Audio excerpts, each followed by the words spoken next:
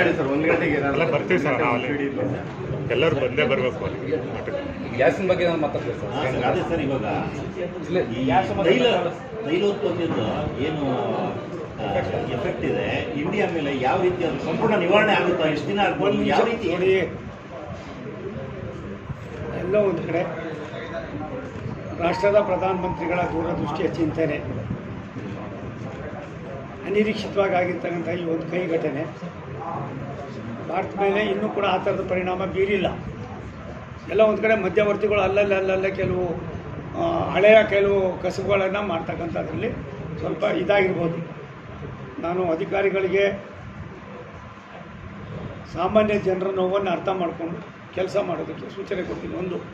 ಎರಡನೇದು, ಗ್ಯಾಸ್ ವಿತರಕರು ಈಗಾಗಲೇ ರಾಜ್ಯದ ಆಹಾರ ಮತ್ತು ನಾಗರಿಕ ಸರಬರಾಜು ಮಂತ್ರಿಗಳಾದ ಮುನಿಯಪ್ಪನವರು ತುಂಬ ಸ್ಪಷ್ಟವಾಗಿ ತಿಳಿಸಿದ್ದಾರೆ.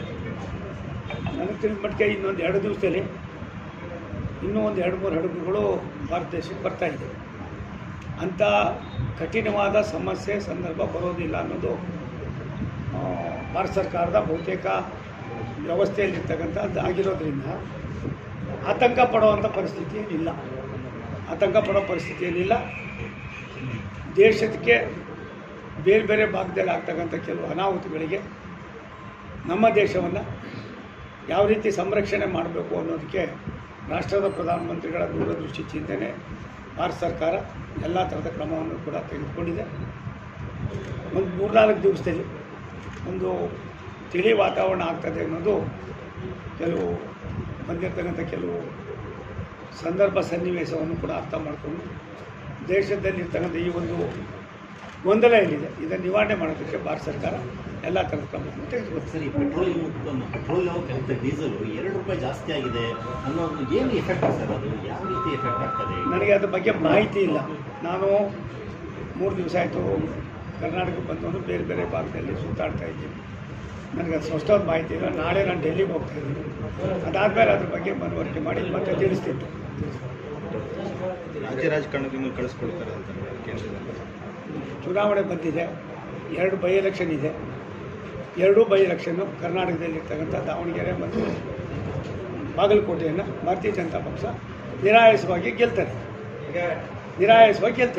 ರಾಜ್ಯಾಧ್ಯಕ್ಷ ಬರುತ್ತೆ ಅನ್ನೋ ಅದು ಅವ್ರಿಗೆ ಕೇಳಬೇಕು. 1 ನಿಮಿಷ ಅಪ್ಪ, ಒಂದು ಕಣೋ, ಕಾಂಗ್ರೆಸ್ನಲ್ಲಿ ಏನಾಗಿದೆ, ಕಾಂಗ್ರೆಸ್ನಲ್ಲಿ ಮನೆಯಲ್ಲಿ ಎಷ್ಟು ಹೆಗಣ ಸತ್ತೋಗಿದೆ ಅಂತ ನಾನು ಕೇಳಿದ್ರೆ ನಾನು ಏನು ಗೊತ್ತಿರ್ತದೆ? ನನಗೆ ವಾಸನೆ ಗೊತ್ತಿಲ್ಲ. ಹಾಗಾಗಿ ಎಲ್ಲೋ ಒಂದು ಕಡೆ ಈ 2 ಉಪಚುನಾವಣೆಗಳು ಭಾರತೀಯ ಜನತಾ ಪಕ್ಷ ರಾಜ್ಯದಲ್ಲಿರ್ತಕ್ಕಂಥ ಅರಾಜಕತೆ, ಈ ರಾಜ್ಯದ ಜನರಲ್ಲಿರ್ತಕ್ಕಂಥ ನೋವನ್ನು ಚುನಾವಣೆ ಮುಖೇನ ತೋರಿಸ್ತಕ್ಕಂಥದ್ದು ಒಂದು ಸದಾವಕಾಶ. ಈ ಸದಾವಕಾಶವನ್ನು ದಾವಣಗೆರೆ ಮತ್ತು ಬಾಗಲಕೋಟೆಯ ಪ್ರಜ್ಞಾವಂತ ಮತದಾರರು, ತಾಯಂದಿರು, ಹಿರಿಯರು, ಯುವಕರು ಮಾಡಿ ತೋರಿಸ್ತಾರೆ. 2 ಚುನಾವಣೆಯಲ್ಲೂ ಕೂಡ ಭಾರತೀಯ ಜನತಾ ಪಕ್ಷ ಗೆಲ್ತದೆ. Thank you.